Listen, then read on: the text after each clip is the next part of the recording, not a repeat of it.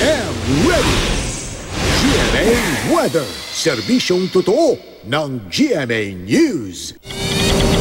Mga kapuso, patuloy na magpapaulan sa malaking bahagi ng Luzon yung low pressure area ngayong weekend. Ayon sa Pag-asa, muli itong namataan 460 kilometers dyan po sa may silangan ng Infanta Quezon at malapit na dyan sa may Bicol region.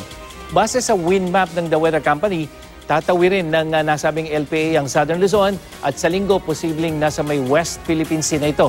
Kasunod ng inaasahang paglabas ito ng PAR araw ng Lunes, inaasahan naman po ang muling paglakas ng hanging amihan araw ng Martes. Bukas, asahan ng mahina hanggang katamtamang ulan diyan sa Southern Luzon base sa datos ng The Weather Company. Buong weekend namang uulanin ang Northern at Central Luzon. Sa Metro Manila, may tsansa ng ulan bukas lalo na pagdating sa hapon.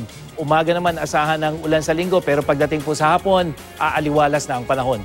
Sa Visayas, asahan ng mahinang ulan diyan sa may eastern section. Bukas po yan ng hapon at posible rin ang ulan sa may western section. Particular na sa may Panay Island. At sa linggo, may mahinang ulan pa rin diyan sa eastern section. Posible naman ang mahinang ulan sa malaking bahagi ng Mindanao. Buong weekend yan, maliban na lamang sa Zamboanga Peninsula kung saan mas magiging maaliwalas ang panahon. Yan ang latest mula sa GMA Weather. Ako po si Nathaniel Cruz. Magplano para sigurado. I am ready. Serbisyong totoo ng GMA News.